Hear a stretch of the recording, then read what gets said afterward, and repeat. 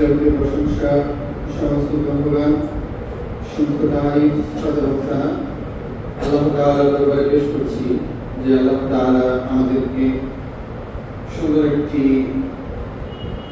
খুশির দিন, আনন্দের দিন সুন্দরভাবে অতিবাহিত করার পরে আজকের আরেকটি ঈদের দিন এই জুমাবারে নির্দিষ্ট সময়ে মসজিদে উপস্থিত হওয়ার সালাত আদায় করার তৌফিক দান করেছেন।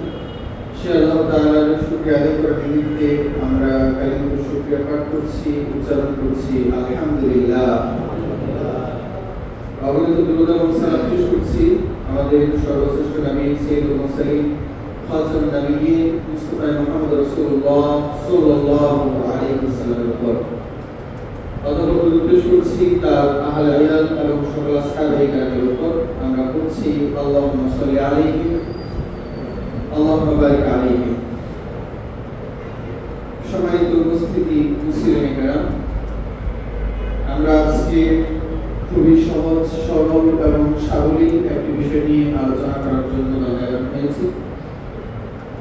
আর সেই আলোচনার বিষয় হলো আল মসজিদ বা আদাবুল মসজিদ, মসজিদ এবং এর আদর্শ। আমরা সকলেই জানি যে আল্লাহ তাআলা আমাদেরকে বিভিন্নভাবে বিভিন্ন পদ্ধতিতে নিয়ামত প্রদান করেছেন এবং আমাদেরকে দুনিয়াতে প্রেরণের প্রধান উদ্দেশ্য হলো তার ইবাদত করা। এই একক উদ্দেশ্যে আল্লাহ তাআলা আমাদেরকে দুনিয়াতে প্রেরণ করেছেন। আর সেই ইবাদত যদি আমরা করতে চাই তাহলে সেই ইবাদত করার জন্য নির্দিষ্ট কিছু ক্ষেত্র আল্লাহ তাআলা নির্ধারণ করেছেন। স্বাভাবিকভাবেই মুসলিমরা যেই ক্ষেত্রটিতে নির্দিষ্টভাবে ইবাদত করে থাকে সেই ক্ষেত্রটিকে বলা হয় মসজিদ। আমরা জানি বিষয়টি আমাদের কাছে স্পষ্ট এবং ক্লিয়ার যে মসজিদের গুরুত্ব আল্লাহ তাআলার কাছে অনেক।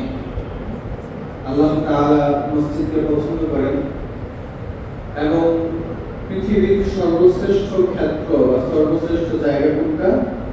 মসজিদ। তাহলে আলোচনা হয়তো এখানে শেষ করে দেওয়া সম্ভব এই সাবজেক্টের উপরে যে মসজিদের গুরুত্ব কতটুকু। যেহেতু আল্লাহ তাআলার কাছে পৃথিবীর সর্বশ্রেষ্ঠ জায়গা হলো মসজিদ, সুতরাং এখান থেকে অনুমান করা যায় যে মসজিদের গুরুত্ব আল্লাহ তাআলার কাছে কত। আলোচনা এখানেই শেষ করে দেওয়া সম্ভব, কিন্তু কথা এখানেই শেষ নয়। আরো কিছু আকর্ষণীয় বিষয় আমরা লক্ষ্য করতে পারি মসজিদের ক্ষেত্রে। সেই আকর্ষণীয় বিষয়টা হলো যে আল্লাহ তাআলা এই দুনিয়াতে মানুষ প্রেরণ করার পূর্বে মসজিদ নির্মাণ করেছেন। এক আশ্চর্যজনক বিষয়। মসজিদ কি জন্য? মানুষ ইবাদত করবে এজন্য। তাহলে যতক্ষণ পর্যন্ত মানুষই নাই বা মানুষ না আগমন করছে ততক্ষণ পর্যন্ত মসজিদের প্রয়োজন নাই। কিন্তু আল্লাহ তাআলা দুনিয়াতে মানুষ প্রেরণ করার পূর্বে মসজিদ নির্মাণ করেছেন এবং সেই মসজিদের নাম কি? কাবা, বাইতুল্লাহ। ফেরেশতাদের মাধ্যমে আল্লাহ তাআলা এই মসজিদ নির্মাণ করেছেন, এমনকি আদম আলাইহিস সালামকে দুনিয়াতে প্রেরণের পূর্বেই। এখান থেকে অনুমান করা যায় যে আল্লাহ তাআলার কাছে মসজিদের গুরুত্ব কতটুকু। এখন আপনার কাছে প্রশ্ন হতে পারে যে কি জন্য আল্লাহ তাআলা মানুষ প্রেরণ করার পূর্বে মসজিদ পাঠিয়েছেন বা মসজিদ বানিয়েছেন? তার উত্তর আমরা হয়তো সহজেই যে কোনো অনুষ্ঠানের দিকে তাকালেই উদ্ভাবন করতে পারি। সাধারণত যখন আমরা কোনো অনুষ্ঠান অর্গানাইজ করি তখন মানুষ যাওয়ার পরে সেই প্যান্ডেল সাজাই নাকি আগে প্যান্ডেল সাজাই এবং তারপরে সেখানে মানুষ আগমন করে? অবশ্যই দ্বিতীয়টা হয়ে থাকে। আমরা আগে অনুষ্ঠান সাজাই, প্যান্ডেল তৈরি করি, সব কিছু যখন প্রস্তুত হয় তারপরে সেখানে মানুষ যায়। এটা কেন করা হয়? কারণ সেই অনুষ্ঠানটা আপনার কাছে গুরুত্বপূর্ণ। আপনি আপনি চান না যে মানুষ আসার পরে, আপনার গেস্টরা আসার পরে তারা কোনো সমস্যার মুখোমুখি করবে। তারা আপনার কাছে গুরুত্বপূর্ণ এবং যে ইভেন্ট আপনি করতে যাচ্ছেন ওইটা আপনার কাছে ইম্পর্টেন্ট। আল্লাহ তাআলা কেবল এইটুকু কাজের মাধ্যমেই মসজিদের গুরুত্ব বোঝাচ্ছেন। ইন্না আউওয়ালা বাইতিন উযিআ লিন-নাস লাল্লাযী বিবারাকাতুহু মুবারাক। সর্বপ্রথম মসজিদ হলো যেটা মক্কায় রয়েছে কাবা বাইতুল্লাহ। দ্বিতীয় মসজিদ কোনটা? মসজিদুল আকসা, জাযাকুমুল্লাহু খাইরান তাহির সাহেবকে। এবং এটা কত বছর পরে নির্মাণ করা হয়েছিল? 40 বছর পরে। রাসূল সাল্লাল্লাহু আলাইহি ওয়াসাল্লামের হাদিস, এই কাবা বাইতুল্লাহ নির্মাণ করার 40 বছর পরে মসজিদুল আকসা আল্লাহ সুবহানাহু ওয়া তাআলা নির্মাণ করেন দুইটি ফেরেশতাদের মাধ্যমে। সুতরাং এখান থেকে অনুমান করা যায় যে মসজিদের গুরুত্ব আল্লাহ তাআলার কাছে কত। এবং এর পাশাপাশি আরো একটা ইম্পর্টেন্ট বিষয় হলো যে মসজিদের ক্ষেত্রে যত বিষয়ে আল্লাহ তাআলা উল্লেখ করেছেন, যখন উল্লেখ করেছেন তখন একটা শব্দকে তিনি সেটার সাথে জড়িয়ে দিয়েছেন, সেটা হলো লিল্লাহ। যেমন আমরা একটা হাদিস আজকে শুরুতে উপস্থাপন করেছি, মান বানা লিল্লাহি মসজিদা, যখন যদি কোনো ব্যক্তি আল্লাহ তাআলার জন্য কোনো মসজিদ নির্মাণ করে তখন বানাল্লাহু লাহু বাইতান ফিল জান্নাহ, জান্নাতে আল্লাহ তাআলা তার জন্য একটা ঘর নির্মাণ করে। এখানে আল্লাহ তাআলা মসজিদটাকে তার সাথে সম্পৃক্ত করেছেন। তার মানে মসজিদ নির্মিত হবে আমি আল্লাহ তাআলার জন্য, তোমার ব্যক্তিগত খ্যাতির জন্য নয়। মসজিদ নির্মাণ করার উদ্দেশ্য হবে আমি আল্লাহ তাআলার ইবাদত করার জন্য, সমাজ বিভক্তির উদ্দেশ্য নয়। যখন সব কিছু বিপরীতে মসজিদের একমাত্র উদ্দেশ্য হবে আল্লাহ তাআলার জন্য এবং তার ইবাদত করার জন্য, তখন আল্লাহ তাআলা প্রতিশ্রুতি দিচ্ছেন যে যেই ব্যক্তি এই ধরনের কাজ করতে পারবে আমি আল্লাহ তাআলা জান্নাতে তার জন্য ঘর নির্মাণ করব। তাহলে সকল বিষয় বিবেচনায় মসজিদের গুরুত্ব তো আমাদের কাছে স্পষ্ট। এখন দ্বিতীয় যে প্রশ্ন যেটাতে আমরা খুব দ্রুততার সাথে যেতে চাই সেটি হলো এই মসজিদের গুরুত্ব এবং এর মর্যাদা রক্ষণাবেক্ষণ করা কিভাবে সম্ভব, কিভাবে মসজিদের আদব রক্ষা করা জরুরি এবং কেন জরুরি। আমরা আজকে খুবই অল্প সময়ের ভিতরে 10টি আদব আপনাদের মাঝে উপস্থাপন করব। যেহেতু খুতবার সময় সংক্ষিপ্ত, লম্বা সময় আলোচনা করা যায় না, সেজন্য আমরা বেশি আলোচনার ভিতরে না গিয়ে আমরা মাত্র 10টা টপিককে নির্ধারণ করেছি যে এই 10টা কাজ করলে আমরা অন্ততপক্ষে মসজিদের আদব রক্ষা করতে পারি। এবং সেই 10টা কাজের মধ্যে প্রত্যেকটা কাজই আমাদের জন্য গুরুত্বপূর্ণ এবং অধিকাংশই রাসূল সাল্লাল্লাহু আলাইহি ওয়াসাল্লামের দেওয়া সুন্নাত, অর্থাৎ আমাদের জন্য জরুরি কর্তব্য বিষয়। আর এর মধ্যে কিছু কিছু বিষয় রয়েছে যেটা আমাদের জন্য পালন করা বাধ্যতামূলক, না করলেই নয়। আমরা এই গুরুত্বপূর্ণ বিষয়ের মধ্যে সর্বপ্রথম যেটা নিয়ে আসতে চাই সেটা হলো সুন্দর পোশাক পরিধান করা। যখন আমরা মসজিদে আসব তখন আমরা সুন্দর পোশাক পরিধান করে তারপর মসজিদে আগমন করব। এটা আমার কথা নয়, বিশ্বনবীর কথা নয়, বরং স্বয়ং আল্লাহ তাআলা কোরআন কারীমের মধ্যে বলেছেন যে বনি আদম খুযু যিনাতাকুম ইনদা কুল্লি মসজিদ, তোমরা প্রত্যেকবার মসজিদে যাওয়ার সময় তোমরা তোমাদের সৌন্দর্যকে গ্রহণ করো, অর্থাৎ যত সুন্দর সুন্দর পোশাক পরিধান করা সম্ভব তোমরা সেটাকে গ্রহণ করো। এখানে আমাদের অনেকের সমস্যা দেখা যায়, বিশেষ করে মানসিকতায়। একটা সময় ছিল যখন মানুষের কাছে পোশাক পরিধান করার জন্য 1-2 পিসের বেশি ছিল না। আমাদের বাপ-দাদারা অথবা তার পূর্ববর্তী সময় এমন অনেক ঘটনা শুনেছি যে তারা একটা কাপড় পরিধান করতেন এবং আরেকটা কাপড় ধুয়ে দিতেন, ওটা শুকানোর আগ পর্যন্ত তারা গোসল করতে যেতেন না, কারণ ওই 2 পোশাক ছাড়া তার আর কোনো পোশাক নাই।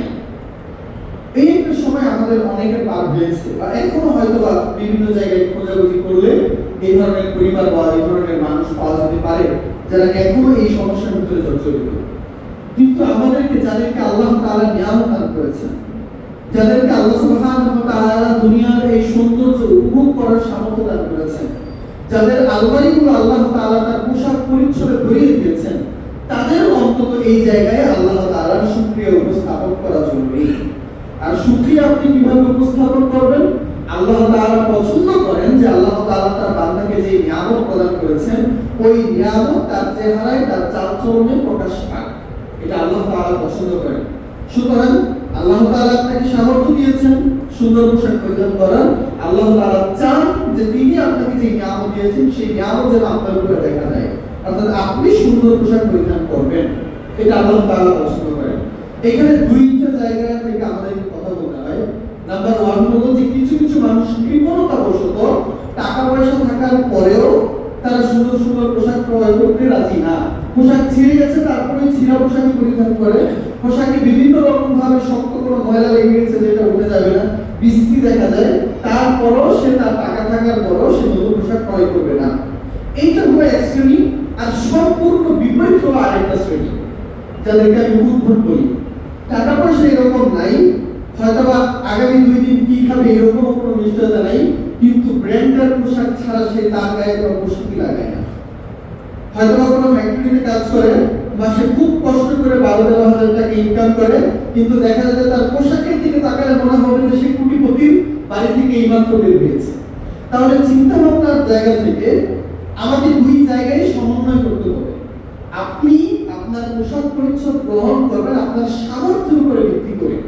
আপনার সামর্থ্য আছে তারপরেও আপনি ময়লা পোশাক পরিধান করবেন, এটা যেমন আল্লাহ তাআলা পছন্দ করেন না।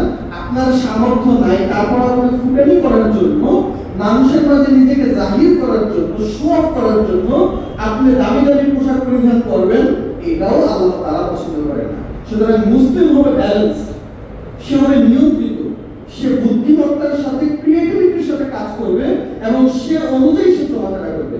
সেজন্য আমি এই কথা বলতে চাচ্ছি যে আপনি সুন্দর পোশাক পরিধান করবেন, কিন্তু এই জায়গায় আপনাকে 2টা বিষয় মনে রাখতে হবে, আপনার সামর্থ্যের উপরে এবং আপনার প্রয়োজনীয়তার উপরে। বিষয়টা এরকম নয় যে আপনাকে আল্লাহ তাআলা টাকা পয়সা দিয়েছেন, আপনার এক আলমারি ভর্তি কাপড়, এক পোশাক পরিধান করার পরে দ্বিতীয়বার সেটা সিরিয়ালে আসে না, তারপরে আপনি প্রত্যেক কিছুদিন পর পর আপনি শপিং মলে যান আর 20-30 হাজার টাকা করে এক একটা করে পাঞ্জাবি, একটা শার্ট ক্রয় করেন, এটাও পছন্দনীয় নয়। সুতরাং আপনি আপনার চাহিদা অনুযায়ী, আপনার প্রয়োজন অনুযায়ী এবং আপনার সামর্থ্য অনুযায়ী এই 3টা জিনিসকে মাথায় রেখে আপনি আপনার অর্থ সম্পদ খরচ করবেন। এখন দ্বিতীয় বিষয় হলো রাসূল সাল্লাল্লাহু আলাইহি ওয়াসাল্লাম অনেক সাধারণ জীবন যাপন করেছেন এবং অসংখ্য সাহাবী আমরা পেয়েছি যাদের সামর্থ্য ছিল কিন্তু তারপরও তারা এত স্বাভাবিক জীবন যাপন করেছেন। আমরা বিশ্বনবী সাল্লাল্লাহু আলাইহি ওয়াসাল্লামের ব্যাপারে জানি, বিশ্বনবী সাল্লাল্লাহু আলাইহি ওয়াসাল্লাম একটা উঠলাতে বসে আছেন, কিছু বিরোধী আসলো, রাসূল সাল্লাল্লাহু আলাইহি ওয়াসাল্লামের ব্যাপারে জানলো যে এরকম একজন ব্যক্তি আছেন যিনি এই বিশাল একটা ভূখণ্ডের নেতা, তার সাথে সাক্ষাৎ করতে হবে। রাসূল সাল্লাল্লাহু আলাইহি ওয়াসাল্লামের কাছে আসলো, কিন্তু আসার পরে তারা বিশ্বনবীকে চিনতেই পারে তার পোশাকের কারণে। কারণ বিশ্বনবী তারা যেরকমটা মনে করেছিল এরকম একটা গুরুত্বপূর্ণ ব্যক্তি এমন কোন গ্র্যান্ডার টাইপের পোশাক পরিধান করবে যে ওইটা দেখেই আমরা বুঝতে পারবো রাজা বাদশাহ সাধারণত কি ধরনের পোশাক পরিধান করে। 50 মাইল দূর থেকে দেখলেও মনে হয় যে এটাই রাজা, কারণ তার পোশাক থেকে বোঝা যায়। তৎকালীন সময় এটা একটা স্বাভাবিক বিষয় ছিল, কিন্তু তারা বিশ্বনবীর স্বাভাবিক এবং সরলতা দেখে তারা কল্পনাই করতে পারে নাই যে এই ধরনের ব্যক্তি একটা মুসলিম জাহানের নেতা হতে পারে। তো এইটাও আমরা অ্যাপ্রিশিয়েট, এটাও আমার পছন্দনীয়। কোন জায়গা থেকে? যদি আপনার অতটা দানের মানসিকতা থাকে, কৃপণতা থেকে নয়, বরং আপনি এতটাই দানবীর যে আপনি আপনার নিজের জন্য কিছু রাখেন না, বরং সবকিছু মানুষের মাঝে বিলিয়ে দেন। আমরা একটা খেলোয়াড়ের ব্যাপারে জানি, মুসলিম খেলোয়াড় যে সাদিও মানে, এই লোক নাকি সবসময় ভাঙা মোবাইল ব্যবহার করে, অর্থাৎ তার যে একটা মোবাইল ছিল সেটা ভেঙে গেছে এবং ভেঙে যাওয়ার পরে সেটাকে রিপেয়ার করেনি। কেন রিপেয়ার করে নাই? কারণ তার এটাতেই চলে এবং তার কাছে যে টাকা আসে তিনি তার সমস্ত অর্থ মুসলিমদের মাঝে, অর্থাৎ আফ্রিকার মুসলিমদের মাঝে তিনি বিতরণ করেন। তাকে অনেকে তার ভাঙা মোবাইল দেখে অসংখ্য মানুষ তাকে উপহার দেওয়ার চেষ্টা করেছে, সেইটা বিক্রি করেও আবার তিনি গরিবদের মাঝে দান করেছেন। তো এইরকম যদি হয়, ঘটনার সত্যতা আল্লাহ তাআলা ভালো জানেন, কিন্তু যদি এইরকম মানসিকতার লোক থাকে তাহলে এই ধরনের ব্যক্তি খুব নিম্নভাবে অথবা স্বাভাবিক জীবনযাপন করতে পারেন, কৃপণতা থেকে নয় বরং দানশীলতা থেকে। আমাদের আলোচনার টপিক হলো এই সকল বিষয়ের উপরে কেন্দ্র করে যখন আপনার সামর্থ্য আছে সুন্দর পোশাক পরিধান করার, তখন আপনার উচিত হবে যে আপনি সুন্দর পোশাক পরিধান করেই মসজিদে আগমন করবেন। বিষয়টা এমন নয় যে আপনার টাকা পয়সা নাই কিন্তু বাধ্যতামূলক আপনাকে নতুন পোশাক ক্রয় করতে হবে, অথবা আপনার টাকা পয়সা আছে তারপর আপনি ভালো পোশাক পরিধান করে আসেন না। সকল কিছুর বিবেচনার উপরে প্রাসঙ্গিকভাবে যদি আমি এককভাবে কথা বলতে চাই তাহলে সেটা হলো আপনার সামর্থ্য অনুযায়ী সবচেয়ে সুন্দর পোশাকটা আপনি মসজিদে আসার সময় পরিধান করে আসবেন, কারণ আপনি এই মুহূর্তে স্বয়ং আল্লাহ তাআলার সাথে সাক্ষাৎ করতে যাচ্ছেন। যখন আপনি মসজিদে এসেছেন তখন আপনার সাক্ষাতের যিনি আছেন, যার সাথে আপনি কথা বলতে এসেছেন, যার সাথে আপনি দেখা করতে এসেছেন, যার কাছে আপনি আপনার মনের বক্তব্য উপস্থাপন করতে এসেছেন, তিনি কি কোনো দেশের প্রধানমন্ত্রী, কোন এমপি, কোন বিশ্বের অথবা জাতিসংঘের মহাসচিব, নাকি সকলের একক স্রষ্টা স্বয়ং আল্লাহ সুবহানাহু ওয়া তাআলা? তাহলে আপনি একটা সাধারণ ব্যক্তির কাছে যদি যান, আল্লাহ তাআলার তুলনায় দুনিয়ার সকল মানুষের সাধারণ, হোক সে প্রধানমন্ত্রী অথবা চিফ অ্যাডভাইজার অথবা জনপ্রশাসী এমপি অথবা যেই হোক না কেন, আল্লাহ তাআলার বিবেচনায় সকলেই হলো নিম্নমানের ব্যক্তি। তো আপনি একটা গুরুত্বপূর্ণ ব্যক্তির কাছে যাওয়ার সময় আপনি আপনার পোশাকের দিকে লক্ষ্য করেন, কিন্তু আপনি যখন আপনার স্রষ্টার সাথে কথা বলতে এসেছেন তখন আপনি একবার আপনার পোশাকের দিকে লক্ষ্য করেন না। এটা খুবই নিম্নমানের কাজ। এবং এর চেয়ে গুরুত্বপূর্ণ বিষয় হলো যে আপনার দুর্বল ঈমানের বহিঃপ্রকাশ। আল্লাহ তাআলা কোরআন কারীমের মধ্যে বলেছেন, যালিকা ওয়া ইয়াতিন শাইআল্লাহি ফাইন্নাহু মিন তাকওয়াল কুলুব। যেই ব্যক্তি আল্লাহ তাআলার নিদর্শনকে গুরুত্ব দেয়, যেই ব্যক্তি আল্লাহ তাআলার শাআইর অর্থাৎ আল্লাহ তাআলার চিহ্নসমূহকে, আল্লাহ তাআলার পক্ষ থেকে প্রোভাইড করা বিভিন্ন বিষয়গুলোকে মর্যাদার সাথে দেখে, মর্যাদার সাথে সেগুলোকে গ্রহণ করে, সেটা হলো তার ঈমানের তাকওয়ার বহিঃপ্রকাশ। আল্লাহ তাআলার পক্ষ থেকে দেওয়া বিষয়ের মধ্যে একটা হলো কোরআন। আপনি কোরআনকে সম্মান করেন, তার মানে আপনার ভিতরে ঈমান রয়েছে। আল্লাহ তাআলা দেওয়া একটা বিষয় হলো মসজিদ। এটা ইসলামের সাথে সম্পৃক্ত, স্বয়ং আল্লাহ তাআলার সাথে সম্পৃক্ত। যখন আপনি মসজিদকে গুরুত্ব দিচ্ছেন তখন এখান থেকে বোঝা যায় যে আপনি আল্লাহ তাআলার ব্যাপারে ঈমান ধারণ করেন। আমরা এই পর্যন্ত আমরা অনেকে জেনেই গেছি যে সাধারণত কোরআন কারীমকে চুমু দেওয়ার বিষয়ে কোরআন হাদিসে এরকম কোনো বর্ণনা নেই। আমরা সাধারণত হাত থেকে পড়ে গেলে আমরা চুমু দেই কোরআনে এবং বুকে লাগাই, বিভিন্ন রকমের এপিসোড করি, কিন্তু আমরা অনেকে এখন জানি যে এটা বাধ্যতামূলক না, কোরআন হাদিসে এটা প্রমাণিত নয়। কিন্তু তারপরও আমি একটা কথা বলি যে যেই লোকটা কোরআন তার হাত থেকে পড়ে যাওয়ার কারণে বা কোনো রকমের অনাকাঙ্ক্ষিত বেয়াদবি হয়ে যাওয়ার কারণে যে লোকটা কোরআনকে তার বুকে চুমু লাগায় অথবা তার বুকে ধারণ করে, যদিও এটা কোরআন এবং হাদিস দ্বারা প্রমাণিত নয়, তারপরও এটা তার ঈমানের বহিঃপ্রকাশ। তারপরও এখান থেকে বোঝা যায় যে এই ব্যক্তি কোরআন ও কারীমকে ভালোবাসে। তো ঠিক একই রকম ভাবে যখন আপনি মসজিদে আসার সময় আপনি আপনার পোশাকের প্রতি গুরুত্ব আরোপ করছেন, তার মানে আপনি মসজিদকে ভালোবাসেন, তার মানে আপনি আল্লাহ তাআলাকে ভালোবাসেন, আপনি দ্বীন ইসলামকে পছন্দ করেন।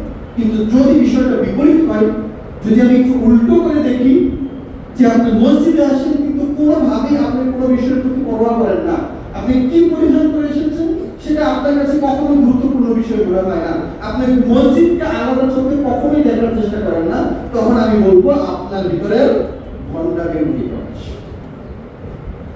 সুতরাং আপনি যেই পোশাকই পরিধান করেন না কেন, সেটা যদি আপনার কাছে গুরুত্বপূর্ণ হয়ে থাকে তাহলে সেটাকেই আপনি মসজিদের জন্য গ্রহণ করবেন, কারণ মসজিদ আপনার জন্য গুরুত্বপূর্ণ। এখন আপনি কি পোশাক পরিধান করবেন? আপনি টুপি পরবেন, পাঞ্জাবি, পায়জামা, জুব্বা, নাকি প্যান্ট শার্ট, নাকি লুঙ্গি, নাকি টি শার্ট? কি পরিধান করলে আসলে সত্যিকার অর্থে সঠিক পোশাক পরিধান করা হবে মসজিদের জন্য? এটা আসলে নির্ধারিত না, এটা আসলে নির্ধারিত না। আমি পোশাকের ব্যাপারে বিস্তারিত আলোচনা করতে পারবো না, কিন্তু সংক্ষিপ্তভাবে এইটুকু বলে দিই, যেই পোশাককে আপনি গুরুত্ব আরোপ করেন, যেই পোশাকটা আপনার কাছে পছন্দনীয় অথবা গুরুত্বপূর্ণ জায়গায় যাওয়ার ক্ষেত্রে আপনি এই পোশাকটা পরিধান করা পছন্দ করেন, সেই ধরনের পোশাক আপনি মসজিদে পরিধান করে আসবেন। এবং সেই ক্ষেত্রে সামাজিক নর্ম অথবা সামাজিক কালচারকে গ্রহণ করাটা গুরুত্বপূর্ণ। যেহেতু মসজিদ আমাদের ইবাদতের জায়গা, সুতরাং এইটার সাথে সম্পৃক্ত পোশাক যদি আমরা পরিধান করি, যেমন পাঞ্জাবি, পায়জামা অথবা টুপি, এগুলো বেশি উত্তম হবে। কিন্তু যদি আপনি এর বাইরে প্যান্টও পরিধান করতে চান, আপনি যদি টি শার্টও পরিধান করতে চান, তারপরেও আপনি পরিধান করুন, কিন্তু সেটা যেন সুন্দর হয়। আপনি যদি লুঙ্গি পরিধান করেন, ঠিক আছে, পরিধান করে আসেন, কিন্তু সেটা যেন সুন্দর হয়। কিন্তু আপনি কোনো দূরের জায়গায় যাওয়ার ক্ষেত্রে আপনি লুঙ্গি পরিধান করেন না, আপনি গুরুত্বপূর্ণ জায়গায় যাওয়ার ক্ষেত্রে আপনি লুঙ্গি পরিধান করেন না, কিন্তু মসজিদে আসার সময় আপনি লুঙ্গির ব্যাপারে একবারও চিন্তা করেন না। আমি এখানে বলবো যে এখানে আবার প্রশ্ন থেকে যায়, তার মানে আপনি হয়তো মসজিদ পরিমাণ গুরুত্ব দিচ্ছেন না। কিন্তু লুঙ্গিটাও যদি সুন্দর হয়, দেখতে পরিপাটি হয়, আপনি সুন্দর করে লুঙ্গি পরিধান করে এসেছেন, সেটাও সৌন্দর্যের একটা বিষয় হতে পারে। তাহলে পোশাক কি পরে আসছেন সেটা গুরুত্বপূর্ণ নয়, বরং পোশাক আপনি কোন মেন্টালিটি থেকে পরে এসেছেন সেই মেন্টালিটি গুলো গুরুত্বপূর্ণ। সেই অনুভূতি এবং সেই অ্যাটিটিউড, সেই মনোভাবগুলো ইম্পর্টেন্ট।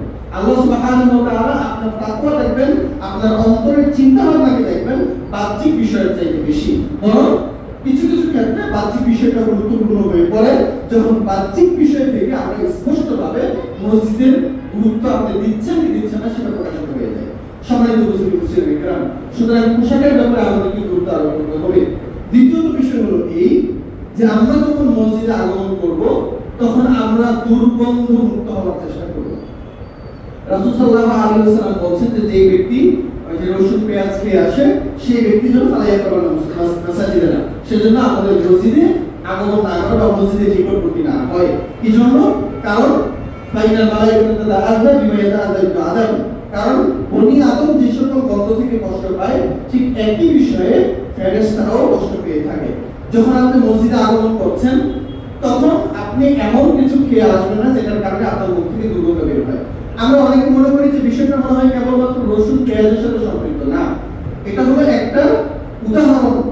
যেহেতু রসুন পেঁয়াজ খাওয়ার পরে, যদি বিশেষ করে এগুলো কাঁচা হয়, রসুন পেঁয়াজ খাওয়ার পরে সেটা মুখ থেকে একটা দুর্গন্ধ বের করে যেটা আমাদের সাধারণদের জন্য গ্রহণ করা বা সহ্য করা কঠিন হয়ে থাকে, ঠিক একই রকম ভাবে ফেরেশতাদের জন্য কঠিন হয়ে থাকে। ফেরেশতাদের জন্য কি জন্য কঠিন হয়ে থাকে আমরা জানি যে যখন একজন মুসলিম মসজিদে আগমন করেন, মসজিদে আগমন করার পরে তিনি সালাতে দাঁড়ান এবং কোরআনুল কারীম তেলাওয়াত করা শুরু করেন, তখন ফেরেশতারা তার মুখের সাথে মুখ লাগিয়ে ঠোঁটের সাথে ঠোঁট লাগিয়ে সেই আয়াতগুলো তারাও তেলাওয়াত করা শুরু করে। তো যখন আপনি কোরআনুল কারীমের আয়াত তেলাওয়াত করছেন এবং ফেরেশতারা আপনার মুখের সাথে মুখ লাগিয়ে গেছে, তখন আপনার মুখের দুর্গন্ধ তাদের কাছে অটোমেটিক্যালি চলে যাচ্ছে। আল্লাহ সুবহানাহু ওয়া তাআলা পছন্দ করেন যখন আপনার বান্দা, যখন তার বান্দা মসজিদে গিয়ে সালাত আদায় করছে, কোরআন কারীম তেলাওয়াত করছে, সেজন্য পবিত্র এবং পরিশুদ্ধ দুর্গন্ধহীন মুখে তার আয়াতগুলোকে তেলাওয়াত করে। সুতরাং আপনি সেই জায়গা থেকে অবশ্যই আপনার মুখকে পরিষ্কার করে আসবেন। এমন কিছু যদি আপনি গ্রহণ করে থাকেন যেটার কারণে আপনার মুখ থেকে দুর্গন্ধ বের হচ্ছে, অবশ্যই সেটাকে পরিষ্কার করে আসবেন। এখন উদাহরণস্বরূপ ধরুন যে আপনি এরকম কিছু খান নাই, কিন্তু ফজরের পর ঘুম থেকে উঠেছেন, দাঁত ব্রাশ না করে জাস্ট কুলি করে আপনি ফজরের জন্য মসজিদে চলে এসেছেন, এটাও অনুচিত, কারণ এই মুহূর্তে আপনার মুখ থেকে দুর্গন্ধ বের হওয়ার আশঙ্কা রয়েছে। সুতরাং যে কোনো বিষয় হোক না কেন, যদি আপনার মুখ থেকে দুর্গন্ধ বের হওয়ার কোনো আশঙ্কা থাকে, অবশ্যই সেটাকে বাদ দিয়ে তারপর মসজিদে আগমন করতে হবে এবং সালাতের জন্য দাঁড়াতে হবে। এটাকে বিশ্বনবী সাল্লাল্লাহু আলাইহি ওয়াসাল্লাম এতটাই গুরুত্ব দিয়েছেন যে তিনি এইটাকে দূর করার জন্য মেসওয়াকের বিধান নির্ধারণ করেছেন। সেজন্য বিশ্বনবী সাল্লাল্লাহু আলাইহি ওয়াসাল্লাম বলেন যে লাউলা আশুকা আলা উম্মতি লা আমারতুম বিসওয়াক ইনদা কুল্লি সালাত, আমি যদি আমার উম্মতের উপরে কঠিন মনে না করতাম তাহলে প্রত্যেক নামাজের আগে মেসওয়াক করা তাদের জন্য ফরজ বা বাধ্যতামূলক করে দিতাম। তাহলে মেসওয়াক কত গুরুত্বপূর্ণ এবং মুখটাকে দুর্গন্ধ মুক্ত রাখাটা কতটা গুরুত্বপূর্ণ। এবং মুখের কথা যদি আমরা একটু দেরিতে রাখি, আরো আনুষঙ্গিক যে সকল কারণে আমাদের শরীর থেকে দুর্গন্ধ বের হয়, সকল রকমের দুর্গন্ধ থেকে মুক্ত হয়ে তারপর মসজিদে আগমন করা উচিত, কেবলমাত্র মুখের দুর্গন্ধ নয়। উদাহরণস্বরূপ আপনি দূর থেকে এসেছেন, আপনার শরীর ঘেমে আছে, আপনার শরীর থেকে দুর্গন্ধ বের হচ্ছে, আপনার উচিত ডিরেক্টলি মসজিদে প্রবেশ না করে বাড়ি থেকে পরিষ্কার পরিচ্ছন্ন হয়ে বের হওয়া। আমাদের অনেকে মোজা ব্যবহার করেন, ভিতরে উপরে কেস থেকে ভিতরে মোজা করেন, এবং অনেকেই মোজা পরে মসজিদে চলে আসেন এবং একবারও চিন্তা করেন না যে এই মোজা থেকে তার দুর্গন্ধ বের হচ্ছে কিনা। আমি ফেরেশতাদের কথা আপাতত রাখলাম, যাদেরকে দেখা যায় না, কিন্তু যাদেরকে দেখা যায় অর্থাৎ আপনার আশপাশের মানুষ, আপনি যখন মসজিদে সালাত আদায় করতে এসেছেন তখন আপনার ডান বা পাশেও কিছু মানুষ দাঁড়িয়েছে আপনার সাথে সালাত আদায় করার জন্য, কিন্তু আপনি তাদেরকেও কষ্ট দিচ্ছেন আপনার শরীর থেকে বের হওয়া দুর্গন্ধের মাধ্যমে। আপনি আপনার মোজার দুর্গন্ধের দিকে তাকাচ্ছেন না, আপনার শরীর থেকে বের হওয়া দুর্গন্ধের ব্যাপারে আপনি দৃষ্টিপাত করছেন না, আপনার মুখ থেকে বের হওয়া দুর্গন্ধের ব্যাপারে আপনি দৃষ্টিপাত করছেন না। আমি বলবো এই সকল বিষয় আমাদের মসজিদের আদরের কাজ। সুতরাং যখন আপনি মসজিদের জন্য আসবেন তখন আপনাকে অবশ্যই দুর্গন্ধ মুক্ত হতে হবে, মেসওয়াক করতে হবে প্রয়োজনে প্রত্যেক সালাতের আগে।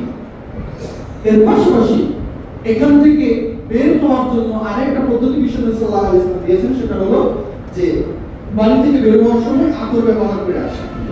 আপনি চাইলে আতর ব্যবহার করতে পারেন, এটাও মসজিদের একটা গুরুত্বপূর্ণ আদব, বিশেষ করে জুমার দিনে মসজিদে আসার সময়। আমাদের অনেকের শরীর থেকে যদিও আমরা পরিষ্কার হয়ে আসি, তারপর শারীরিক দৃষ্টিকোণ থেকে কিছু মানুষের দেওয়া থেকে আপনি কিছু দুর্গন্ধ বের হয়, এবং সেজন্য আল্লাহ রাসূল সাল্লাল্লাহু আলাইহি ওয়াসাল্লাম আমাদেরকে বিধান দিয়েছেন যদি কোনো ব্যক্তি মসজিদে বের হয় তাহলে তার সামর্থ্য অনুযায়ী সেজন্য আতর বা সেন্ট ব্যবহার করে। সুতরাং আপনার যদি সামর্থ্য থাকে আপনার আতর বা সেন্ট ব্যবহার করার, তাহলে অবশ্যই আপনি মসজিদে আসার সময় আতর বা সেন্ট ব্যবহার করবেন। এখন এখানে ছোট্ট একটা বিষয় আমি সংক্ষিপ্ত করে বলে দিতে চাই, সেটা হলো যে আমাদের অধিকাংশ মানুষই বর্তমানে অ্যালকোহলিক সেন্ট ব্যবহার করেন এবং এটা নিয়ে অনেকের সন্দেহ থাকে যে ব্যবহার করবো কি করবো না।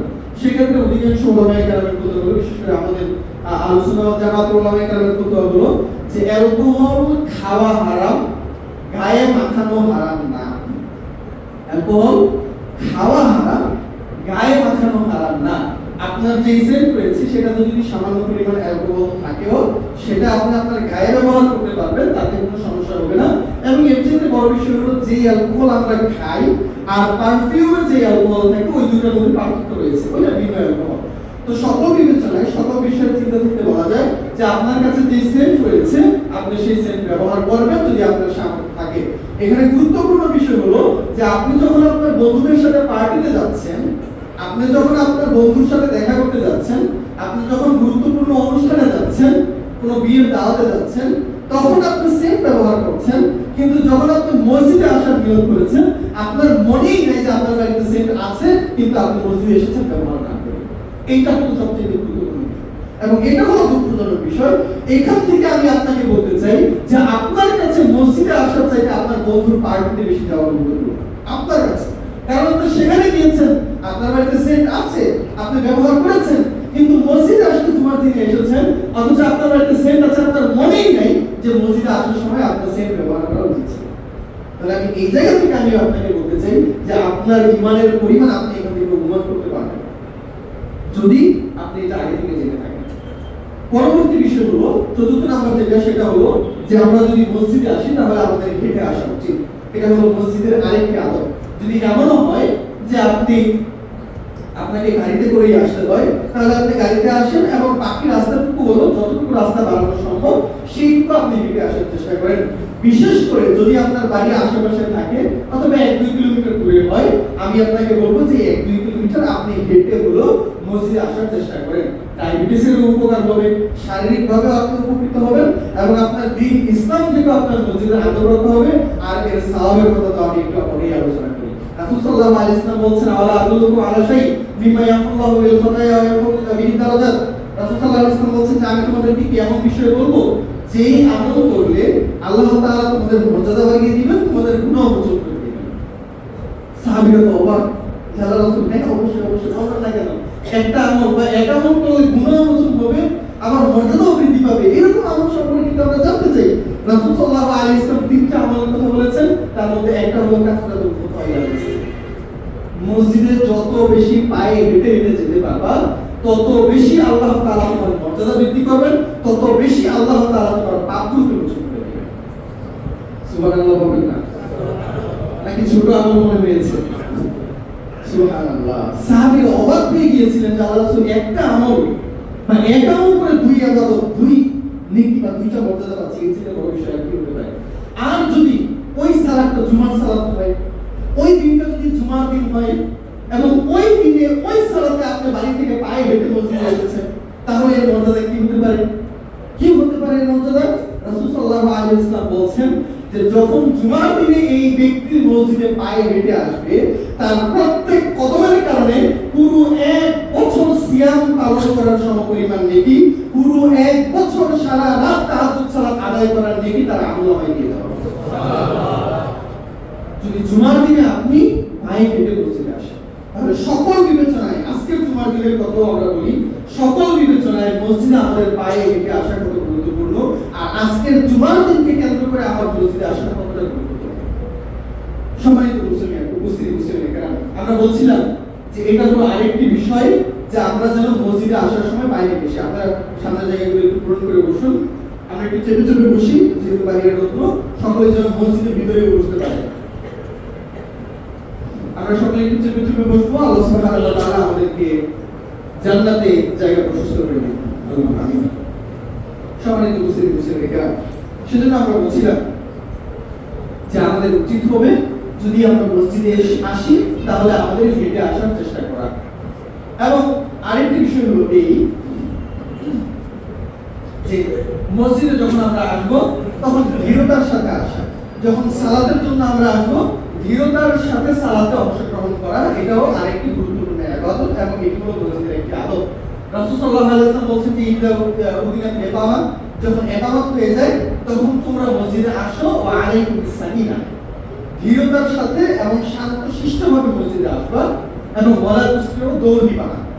আমরা এমন অনেক সময় দেখে থাকি, ধরুন মসজিদে আপনি যখন দৌড় দিয়েছেন, সাধারণত কি জন্য আমরা দৌড় দিই, কি জন্য আপনি দৌড় দেন?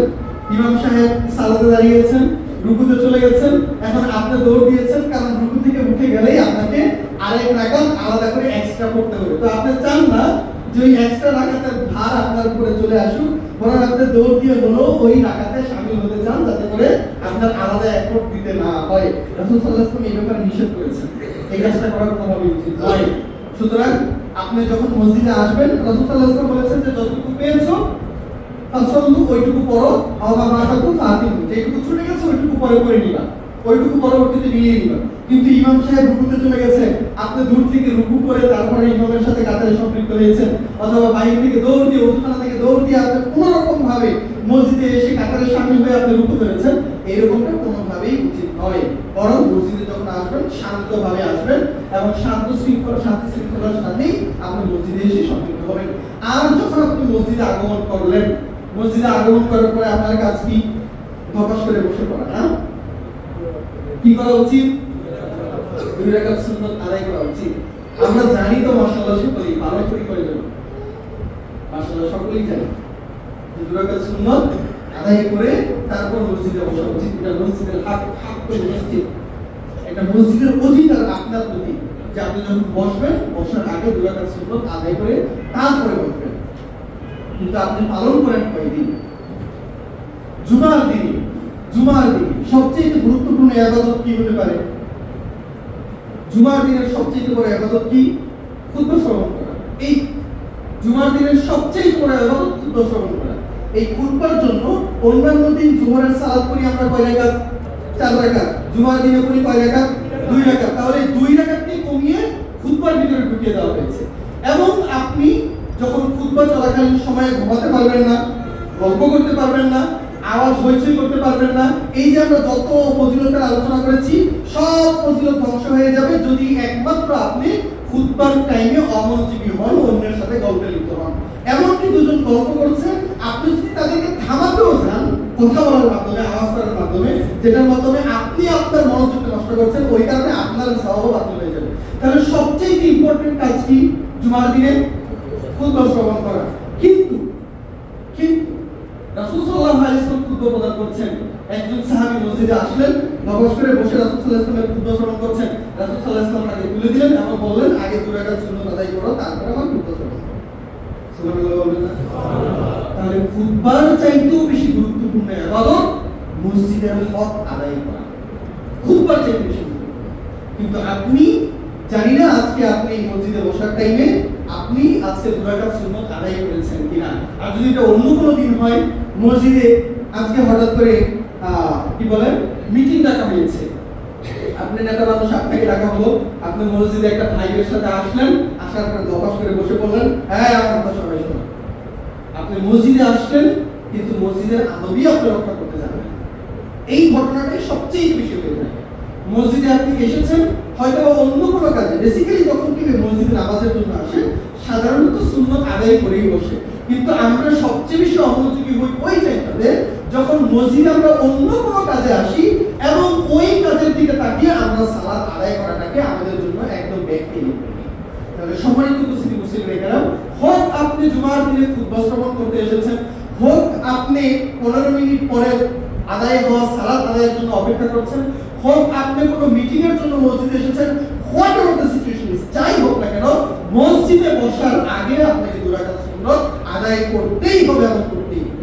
এটা যদিও সুন্নাত কিন্তু সুন্নতে মুআক্কাদা, অর্থাৎ সবচেয়ে গুরুত্বপূর্ণ ইবাদতের একটি, এবং যদি আপনি এই সুন্নাত পালন না করেন তাহলে আপনি মসজিদের কাছে দায়বদ্ধ থাকবেন, কারণ আপনি তার হক পূরণ করেন নাই।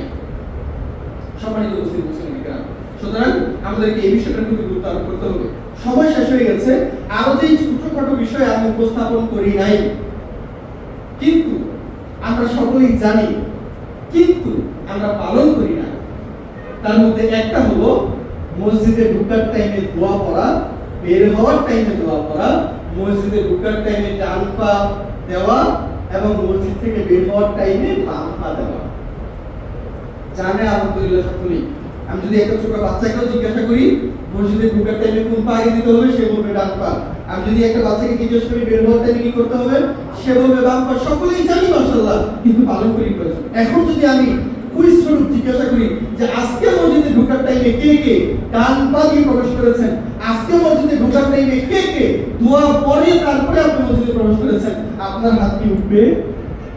আল্লাহ তাআলা ভালো জানেন। যাদের উঠবে মাশাআল্লাহ, আল্লাহ সুবহানাহু ওয়া তাআলা তাদের এই ইবাদতকে কবুল মঞ্জুর করেন। আল্লাহুম্মা আমিন।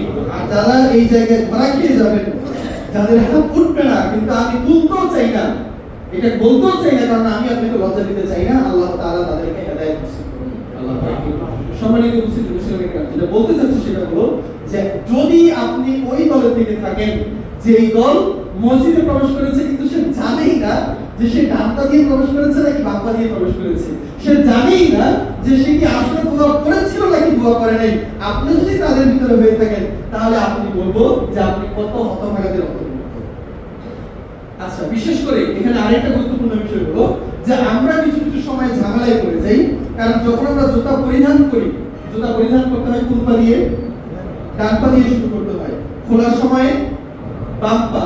এখন সমস্যা যেই জায়গায় গিয়ে দাঁড়ায় সেটা হলো আমরা জুতা খুলে তারপর মসজিদে আমরা পা রাখি।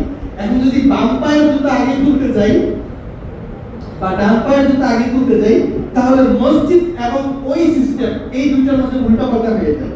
অর্থাৎ আপনাকে খুলতে হবে আগে বাম পায়ের জুতা, কিন্তু আপনি মসজিদে রাখবেন ডান পা। আর যদি আপনি এখন ওইটা উল্টা করেন যে না আমি আগে ডান পা থেকে জুতা খুলবো, তাহলে আপনাকে উল্টা হয়ে যাবে, কারণ আপনি মসজিদে ডান পা দিচ্ছেন ঠিক আছে, কিন্তু আপনাকে খুলতে হচ্ছে আগে কোনটা? ডান পায়ের জুতা, অথচ আপনার খোলা উচিত ছিল বাম পায়ের জুতা। সমস্যা বুঝতে পেরেছেন? সমস্যা তো ক্লিয়ার না? এবার সমাধানটাও ক্লিয়ার করি। সমাধান হলো যে আপনি দুইটা পদ্ধতি গ্রহণ করতে পারেন। নাম্বার 1 হলো যে আপনি বাম পায়ের জুতা আগে খুলে আপনার জুতার উপরেই আপনি পাকে রাখবেন, তারপর ডান পায়ের জুতা খুলে তারপর আপনি আপনার ডান পা মসজিদের আঙ্গিনায় রাখবেন। এবং ঠিক একই রকম ভাবে বের হওয়ার টাইমও একই সিস্টেম। যখন আপনি মসজিদ থেকে বের হবেন বাম পা দিয়ে বের হবেন, কিন্তু জুতাটা রাখবেন আপনার বাম পা রাখবেন জুতার উপরে, তারপর ডান পা আপনি আপনার জুতার ভিতরে ঢুকাবেন, অর্থাৎ ডান পা দিয়ে জুতা পরিধান করবেন, এরপরে আপনি বাম পায়ে পরিধান করে নেবেন। এটা হলো একটা পদ্ধতি। দ্বিতীয় পদ্ধতি হলো যে আমি সাধারণত যেটা করি, এটা আমার কাছে একটু লম্বা প্রসেসের সিস্টেম হয়ে যায়। মসজিদে ঢোকার টাইমে অথবা বের হওয়ার টাইমে আমরা এত ঘন ঘন মসজিদে আসা যাওয়া করি, তো প্রত্যেকবার এত গভীর ভাবে এগুলাকে মেইনটেইন করা আমার জন্য তুলনামূলক টাফ হয়ে যায়। তা আমি বেসিক্যালি আমি যে পদ্ধতি গ্রহণ করি সেটা হলো আমি মসজিদকে দুই ভাগে ভাগ করি। একটা হলো সিঁড়ি, আরেকটা হলো মসজিদের শয়নক্ষেত্র। তা আমি যখন সিঁড়িতে পা রাখি তখন আমি বাম পা রাখি আমার জুতা থেকে বাম পাকে খুলে, আর যখন মসজিদের ফ্লোরে আমি পা রাখি তখন আমি সাধারণত আমার ডান পাকে রাখি। এটা হলো আমার ব্যক্তিগত পদ্ধতি, আপনারা চাইলে সেটাকে ফলো করতে পারেন। কিন্তু আমরা অনেকে যেটা জানি না সেটা হলো আমাদের মাঝে এরকম অনেক সিচুয়েশন হয়ে দাঁড়ায়, বিশেষ করে ধরেন আমরা মসজিদে আসলাম, মসজিদের বাইরে আমরা জুতা রেখে এসেছি, এখন যখন মসজিদ থেকে বের হলাম, বের হওয়ার পরে দেখি আমার এক জুতা হলো এইখানে, আরেক জুতা হলো 10 মিটার দূরে। এরকম হয় কিনা? তো সাধারণত যদি বাচ্চারা হয় তখন তারা কি করে, একটাতে পরিধান করে, তারপরে যে সিকুতকুত খেলার মতো লাফিয়ে লাফিয়ে আরেক জুতার কাছে যায়।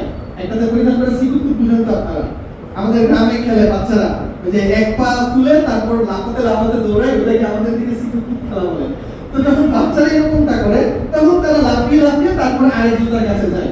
যখন মুরব্বীরা এই সমস্যার মধ্যে পড়ে তখন তারা সাধারণত এক জুতায় পরিধান করে, তারপর আরেক পাকে ফ্লোরে রেখেই তারপর তারা বাকিটুকু হেঁটে এক পায়ে জুতা রেখে হেঁটে আরেক জুতার কাছে যান। এখানে গুরুত্বপূর্ণ বিষয় হলো রাসূল সাল্লাল্লাহু আলাইহি ওয়াসাল্লাম এই ধরনের কাজ করতে নিষেধ করেছেন, বরং এক পায়ে জুতা রেখে হাঁটা শয়তানের কাজ। রাসূল সাল্লাল্লাহু আলাইহি ওয়াসাল্লাম এই ধরনের কাজকে শয়তানের কাজের সাথে তুলনা করেছেন। সুতরাং অবস্থা যাই হোক না কেন আমরা কোনোভাবেই এক পায়ে জুতা রেখে তারপর আরেক জুতার পিছনে দৌড়াবো না। যদি এটা আমাদের ইচ্ছাকৃত নয়, কিন্তু তারপরও আমাদের উচিত হবে এই ব্যাপারে সতর্ক থাকা, এবং যখন আমরা যাচ্ছি তখন আমরা যেন আমাদের দুই পায়ে জুতা রেখেই যেতে পারি। যদি আপনার এক জুতা ছিঁড়ে যায়, প্রয়োজনে আপনি দুই জুতাই আপনার হাতে নিয়ে চলবেন, কিন্তু এক পায়ে জুতা রেখে আরেক পা খালি রেখে কখনোই হাঁটবেন না, কারণ রাসূল সাল্লাল্লাহু আলাইহি ওয়াসাল্লাম এই ধরনের কাজ থেকে আমাদেরকে নিষেধ করেছেন। সুতরাং অবশ্যই এই ধরনের কাজ থেকে আমাদেরকে বিরত থাকতে হবে। সর্বশেষ যেটা আমি বলতে চাই সেটা হলো, আর দুইটা আমি সংক্ষিপ্তভাবে বলবো, সেটা হলো নাম্বার 1, মসজিদকে পরিষ্কার রাখা।